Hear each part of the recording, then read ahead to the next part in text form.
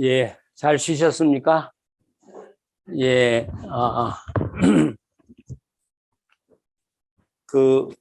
이, 우리 팜플렛 94페이지에, 유흥열 목사님의 그 성경을 올바로 드러내는 착실한 조회자가 되어야 한다 하는 그 94페이지를 한번 보시고, 상당히 중요한 이야기를 여기 썼기 때문에, 이야기를 좀 읽고 본문으로 들어가려고 합니다. 거기 윗페이지 보면, 그 로빈슨은 내러티브 설교에서 한 가지 주의를 요구합니다. 설교자가 성경의 인물로 들어가야 하지만 성경 인물을 성경대로 묘사하지 못하고 자신의 생각대로 그리고 있기 때문에 많은 설교자들의 성경 이야기가 성경적이지 않다는 것입니다. 이해가 되시죠? 제가 어제 계속 강조한 건 성경은 보여준다고 그랬어요. 그러니까 어제 그 돌아온 아들의 비유 속에서 그 아버지가 어떻게 사랑을 보여주는가를 그 재산을 나눠서 주면서 침묵하고 있는 거, 그 보여주는 것에서 그냥 느끼도록 했잖아요. 예. 근데 우리들은 그런 인물을 아버지가 얼마나 사랑하셨는지 뭐 이렇게 설명을 하는데, 그렇게 성경에 대해서 이야기를 해놓고 내가 성경적인 설교했다고 하는데 속고 있다는 거죠. 그러지 말고 성경에 묘사된 대로 보여주는, 이게 이제 기존 설교 방법과 이 내러티브의 설교 방법하고 아주 반대로 다른 거예요. 우리는 자꾸 설명을 하려고 그래요. 예, 아버지가 얼마나 이 아들을 사랑했는지 이제부터 보십시다. 여기도 사랑했고 여기도 사랑했고, 그 매력이 없잖아요.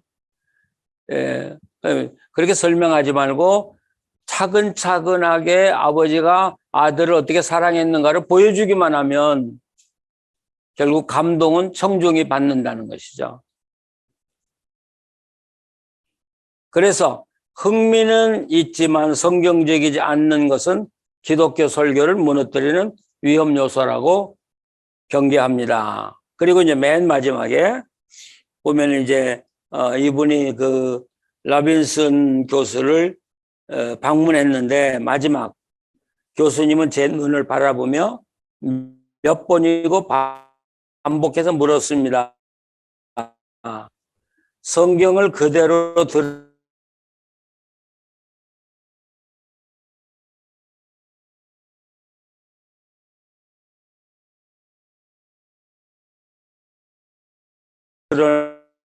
보여주는 설교를 하고 있는가. 그런데 그 로빈슨 교수,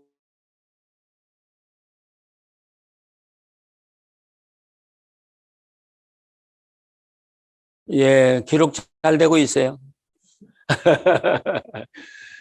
그렇게 하고, 월요일날 저녁에는 헤든 로빈슨 교수가 설교를 하고, 화요일날 저녁에는 내가 이야기식 설교를 했어요. 예. 그때 이제 제가 그 헤든 로빈슨 교수는 뭐 미국의 그 역사적인 인물이니까 그분의 설교학에 대한 책을 읽고, 또 그분 강의를 열심히 나도 다 들었고, 또 그분과 이제 쉬는 시간에 앉아서 이제 이야기도 할 수 있었고, 근데 그분이 개정판을 낼 때 여러분이 그분의 그 해석학에 대한 그 설교학 책을 보셨는지 모르지만, 서론에 내러티브 설교가 대단히 중요하다는 말을 썼어요. 그리고 본론에는 내러티브를 하나도 취급을 하지 않았어요. 그래서 제가 물었어요. 왜 내러티브를 중요하다고 해놓고 본문에서는 전혀 다루질 않았냐? 그러니까 대답을 안 하더라고요. 그러니까 그분이 볼 때 내가 아주 가짜는 거야. 새파란 한국 목사가 미국의 노장 설교학 대가를. 그런데 내가 애들 로빈슨 교수를 만나서 강의를 듣고 또 이야기를 하면서 느낀 게 뭐냐면, 지금 우리 한국의 강해 설교라고 하고 있는 것들은 로빈슨 교수가 이야기하는 강해 설교하고 완전히 다른 거예요. 그러니까 우리들이 강해 설교라고는 그냥 타이틀 하나로 우리 강해 설교하고 있어. 그런데 아니, 로빈슨 교수가 말하는 강해 설교는 그게 아니에요. 어떻게 보면 강해 설교와 내러티브 설교의 중앙 정도 있는, 뭐 자세하게 여기서 이야기할 필요는 없지만 그런 설교 형태가 이 강해 설교, 로빈슨 교수가 말하는 강해 설교고, 또 하나는 이 강해 설교를 하는 사람들, 이 로빈슨 교수가 굉장히 훌륭한 설교학 교수예요. 한 세대를 풍미했으니까. 그런데 내러티브 성경 해석에 대해서는 전혀 몰라요. 지금 이제 한국의 그 내러티브 설교 학자들이 굉장히 많아졌어요. 그런데도 그분들을 불러다가 강의를 듣고 싶어 하지는 않아. 왜 그런 줄 아세요?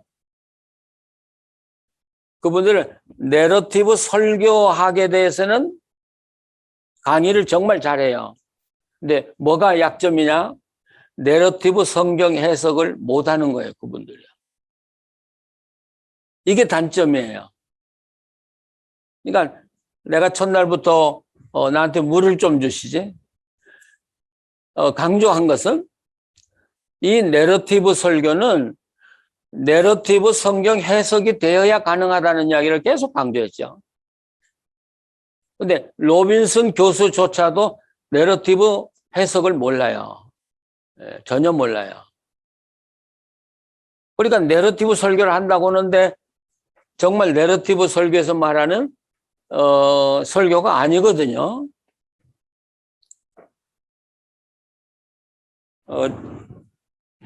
고마워요. 예. 내가 이 내러티브 설교를 쉽게 배울 수 있었고 쉽게 강의를 할 수 있었던 것은 나는 내러티브 성경 해석학을 배운 사람이기 때문에 그래요. 저는 원래 설교학을 했던 사람이 아니에요. 내러티브 성경 해석, 저는 성서신학을 전공한 사람이거든요. 그래서 성경을 내러티브로 읽다 보니까 그냥 자연스럽게 내러티브 설교가 된 거예요. 근데 이제 나한테 또 하나 특징적인 건 뭐냐면, 나는 30년 동안 내가 내러티브 해석을 하고 내러티브 설교의 이론을 접목시켜서 교인들과 함께 실험하면서 어느 게 우리 한국 교인들에게 맞는 설교인가를 실험한 거예요. 실험했다면 우리 교인들이 기분 나쁘다고 할지 모르겠지만 접목을 한 거예요. 그래서 나한테는 누구도 갖지 못한 세 가지가 있어요. 성경 해석학이 있어요. 이 분야에서는 아마 한국에서 저를 따라올 사람이 없죠. 거기에서 여기에 이제 내러티브 설교, 그리고 교회에서 실제로 강단에서 30년을 해본 사람. 네, 이 세 가지가 접목이 됐어요. 그렇기 때문에 제가 이야기를 하는 것은 여러분들이 저한테 이 강의를 들으면서 내러티브 설교만 배운다고 해서는 안 된다고. 그래서 제가 이 from text, 텍스트를 어떻게 해석하느냐를 계속 강조하는 이유가, 여기 더 주세요. 고마워요. 하는 이유가 굉장히 중요하기 때문에. 그래서 여기다 그냥 놓아주세요.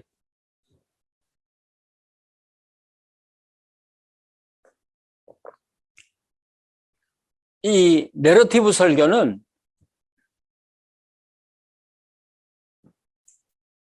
보여주는 거라고 이야기했어요. 그렇기 때문에 어떻게 보면 내러티브 성경 해석이나 내러티브 설교의 핵심은 그 저자가 묘사하고 있는 그 이미지예요. 이미지를 어떻게 읽어내느냐. 묘사를 어떻게 읽어내느냐가 핵심이고, 또 하나는 이 내러티브 성경 해석이나 내러티브 설교는 그 언어와의 씨름이다, 이렇게 볼 수가 있어요. 언어 하나를 가지고 그 전혀 문장이 달라져 버리는. 예를 들면 그 요한복음 21장에 보면 그 예수님이 부활한 후에 제자들이 갈릴리에 가서 고기를 잡죠. 근데 예수님이 거기 나타나시니까 베드로가 이제 나타나니까 예수님이 뭐라고 그래요? 너희들 고기를 잡았냐? 그렇게 돼 있죠. 근데 그렇게 번역을 하면 그 본문에서 뭘 이야기하려는지가 드러나지가 않아.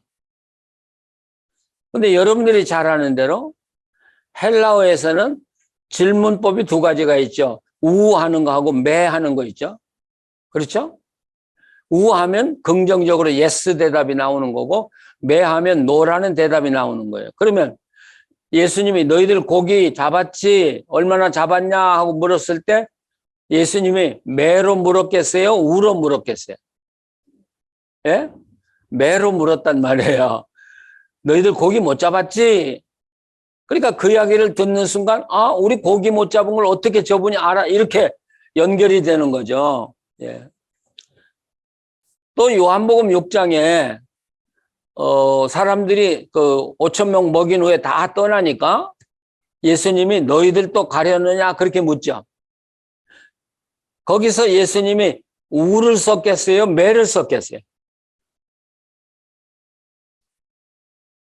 이 우를 쓰는 거하고 매를 쓰는 것, 이 차이가 그 본문 해석을 확 바꿔놓는 거예요.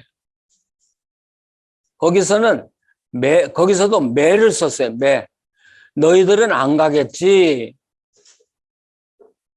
그러니까 제자들이 가지 않기를 굉장히 염원하는 예수님의 마음을 담아서 가지 마라, 이런 뜻이거든요. 가지 마라. 그러니까 베드로가 뭐라고 대답해요? 영생의 말씀이 계시니까 우리가 어디로 가오리까? 그럴 때 아주 중요한 건 그 말씀이라고는 헬라어예요. 그냥 막연한 말씀, 진리가 있는데 어디로 가겠습니까? 그런 뜻 아니에요, 그게. 왜냐하면 거기서 사용한 말씀이라는 건 로고스가 아니고 레헤마를 쓰고 있는 거예요, 레헤마.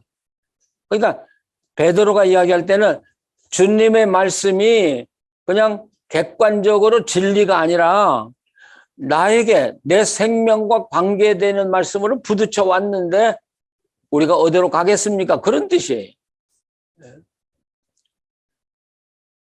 그러니까 우리 목사님들이 이렇게 목회를 하실 때 설교를 하시지만 목사님들이 전하는 로고스와 만난 교인들은 여러분하고 아무 관계가 없어요. 그냥 은퇴하고 떠나가거나 다른 교회로 옮겨가면 그 목사님 우리 교회 좀 있었어, 이 정도로 끝나. 근데 목사님들이 전한 레마하고 만났던 사람들은 죽어도 그 목사를 못 잊어. 왜? 그 목사님의 말씀이 나를 살렸다는 것 때문에. 자, 이만큼 단어와의 씨름이에요. 단어와의 씨름.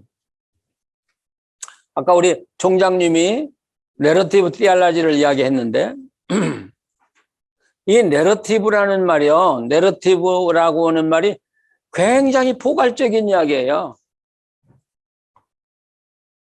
그러니까 내가 어느 쪽에서 내러티브를 했느냐 하는 게 참 중요해요. 그러니까 저는 총장님 이야기 들으면서 아, 저분은 어느 쪽에서 내러티브를 공부했구나. 제가 직감적으로 느끼는 거예요. 내러티브 티알라지가 시작이 된 건 사실이에요. 그러다가 그 내러티브에 눈이 떠지면서 성경이 내러티브로 기록됐다는 걸 발견하면서 내러티브 해석이 발전이 되기 시작한 거예요. 그 시를 띄운 사람의 그 한스 프라이라고는 예일대 교수였어요. 그분이. 그래서 그분이 무슨 책을 썼냐면,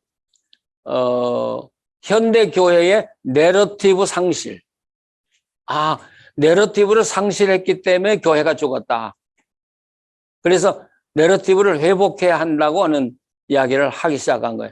그러면서 이제 성서 해석학 쪽에서 내러티브가 시작이 됐어요. 그러니까 근데 이제 제가 설명이 너무 긴데 헤든 로빈슨이 60년대에서 80년대까지 풍미를 했어요.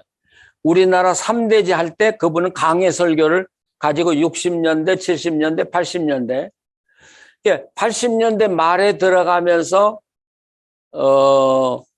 이제 내러티브 설교가 부각이 되기 시작한 거예요. 그리고 꽃이 피기는 1994년, 5년에 꽃이 피기 시작한 것이죠.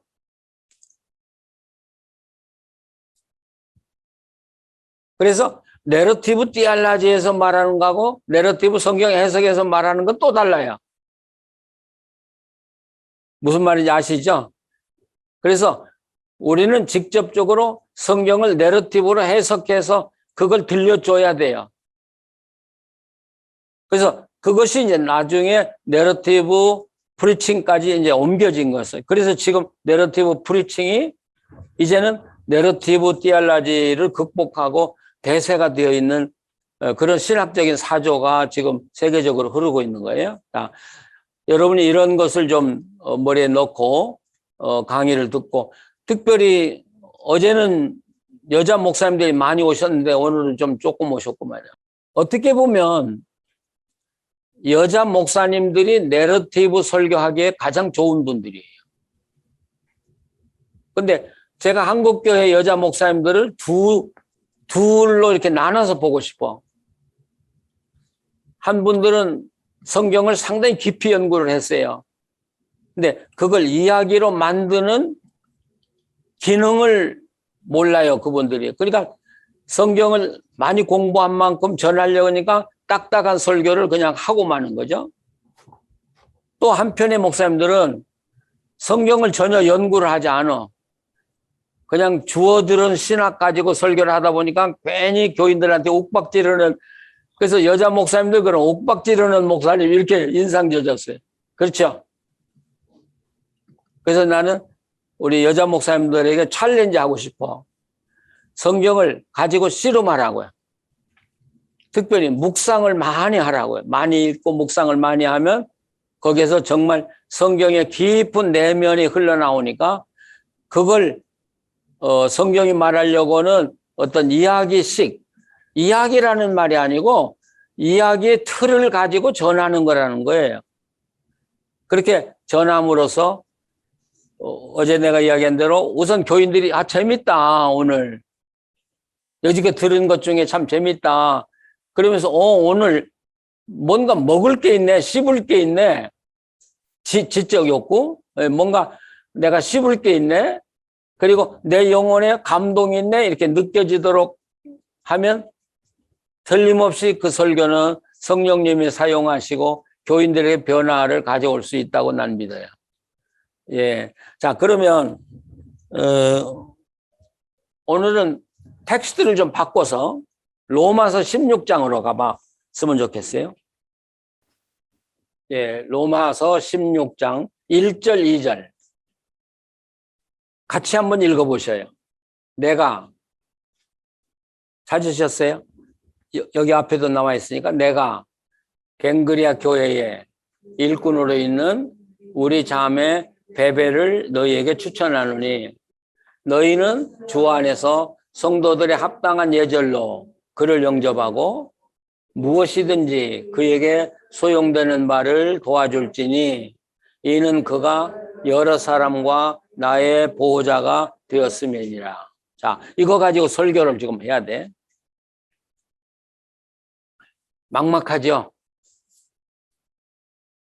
예. 뭐 3대지를 뽑으라면 갱그리아 교회 일꾼 1대지, 2대지, 그를 예절로 영접하라, 뭐 3대지, 뭐 이렇게 하면 쉬울 것 같아요. 근데 그건 여기서 성경에서 말하려고 하는 거하고는 아무 의미가 없잖아요. 이런 본문을 다룰 때는 가장 중요한 게 뭐냐면 갱그리아라고는 이 항구의 위치를 우리가 찾아보는 거예요. 지도를 가지고. 우리 목사님들이 성경을 연구할 때 성서 지리에 대한 책을, 지도를 반드시 옆에 놓고 성경을 읽어나가라고 반드시 놓고요. 갱그리아는 항구인데 갱그리아는 어디쯤 있는 건가?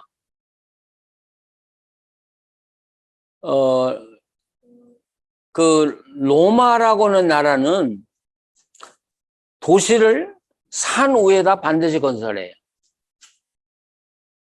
산 위에. 그러니까 고린도도 가보면 산 위에 있어요. 빌립보도 산 위에 있어요. 그러면 어떤 면에서는 안전하긴 하지만 해상으로 적들이 침투해 들어왔을 때는 막을 길이 없는 거예요. 그래서 로마는 산 위에다가 도시를 세우고 반드시 그 밑에 위성 항구 도시를 세워요. 빌립보의 항구 도시는 뭐예요? 네아폴리? 수리 안디옥의 항구 도시도 있고요. 다 항구 도시가 있어. 그러니까 이 갱그리아는 고린도 성을 보호하기 위한 위성 항구예요.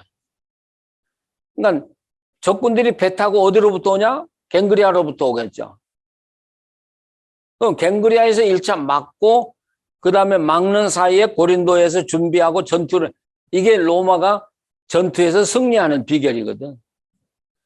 그러면 이 갱그리아가 고린도의 위성 항구라고 하면 뭘 또 우리가 생각하게 돼요? 얼마나 많은 사람들이, 고린도에 들어갈 사람들은 그 당시에는 주로 이 배를 통해서, 해로를 통해서 이동을 했죠. 육지로 이동 안 했으니까. 얼마나 많은 사람들이 고린도에 가면서 갱그리아를 들렸냐는 말이죠. 그러면 많은 크리스찬들과 크리스찬의 전도자들이 어디를 거쳐가야 돼요? 갱그리아를 거쳐가야 돼요. 그러면 어디를 들려야 돼요? 갱그리아에 가서? 교회를 찾아가죠. 그러니까 고린도에 왕래하는 크리스찬들과 또 복음 전도자들은 이 갱그리아 교회를 다 거쳐간 거예요. 바로 그 교회의 일꾼이 누구냐 그러면 베베라는 여자예요. 그럼 어떤 이야기가 되냐면 갱그리아 교회를 거쳐가는 모든 여행객들, 전도자들, 크리스찬들은 누구를 거의 만나야 돼요? 베베를 만나야 돼요. 자, 그러면 좀 그림이 떠오르기 시작하죠? 베베라고는 인물이 어떤 인물인가 이제 그림이 떠오르기 시작하죠. 그런데 이제 이 바울이 로마서를 썼던 때가 주 57년경으로 봐요. 주 57년경. 고린도에서 이걸 로마로 보내고 지금 예루살렘에 들렸다가 로마 가려고 하는 거죠. 근데 왜 이 편지를 남자가 아닌 여자에게 부탁을 했냐. 그러니까 이 내러티브 설교는 계속해서 갈등 구조로 성경을 읽으라고 그랬어요.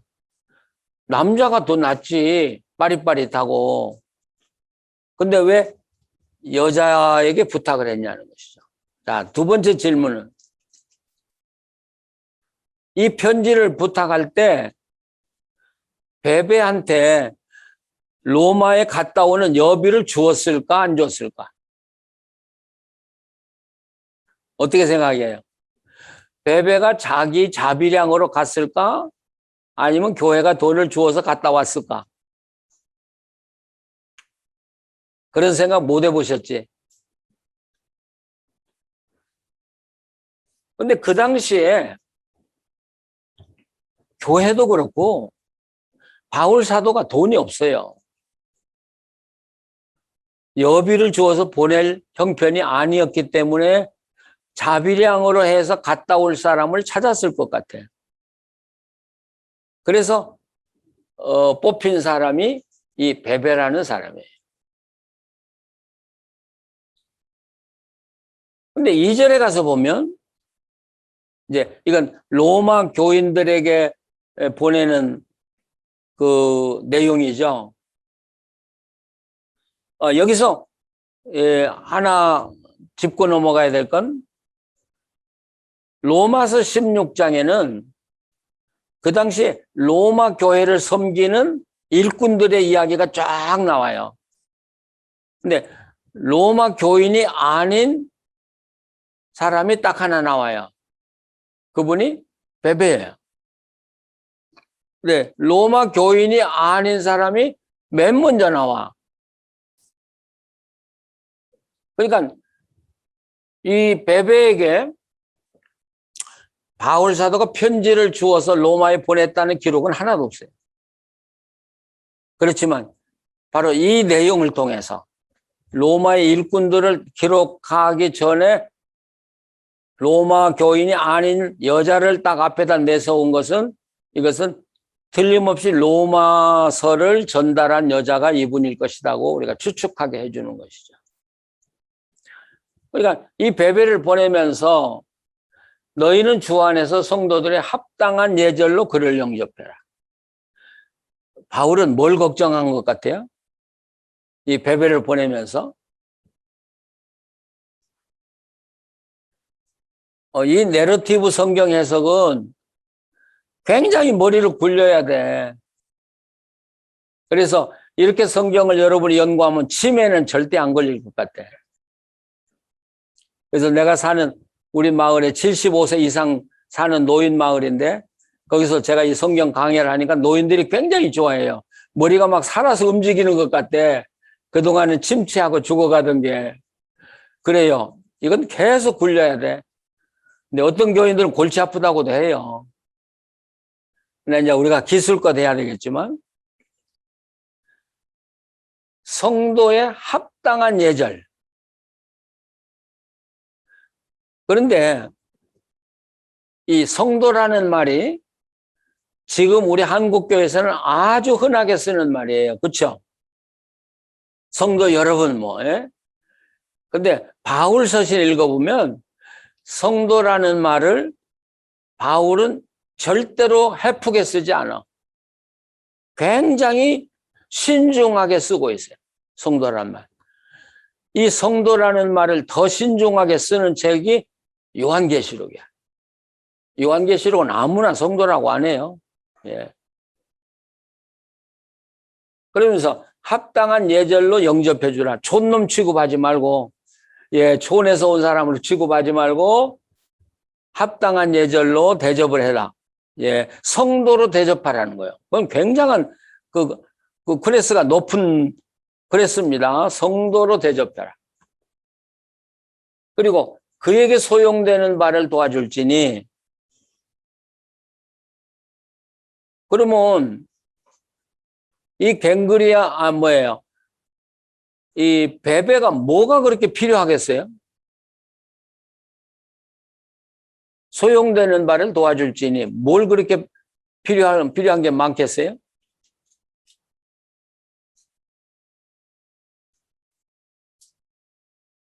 뭔가 이 베베가 뭔가 필요로 하는 일이 생길 거라고는 걸 예상을 했죠. 그럴 때 도와주라는 거예요. 도와줘. 그러면서 거기 이는 그가 여러 사람과 나의 보호자가 되었습니다. 이 베베는 그냥 보통으로 크리스찬이라고 취급할 여자가 아니라는 것이죠. 아까 제가 이야기했죠. 고린도라고는 도시의 위성 항구로 고린도에 다니는 모든 신자들, 복음 전도자들을 이 여자의 도움을 다 받은 거예요. 보호자가 다 된 거예요. 그러니까 위험할 때 보호도 해줬지만 경제적으로 어려울 때 다 도와주고 했던 여자예요. 자, 그러면 어느 정도 입기가 끝났죠? 그러면 자, 입기를 지금 여러분하고 마스크를 다 쓰고 있으니까 여러분이 말을 해도 내가 잘 못 알아들어서 미안한데 지금까지 입기를 다 했지만 또 물어야 될 게 있으면 한번 물어보세요. 뭐가 궁금한 게 있으면 또 물어보세요. 그냥 지나가지 마시고.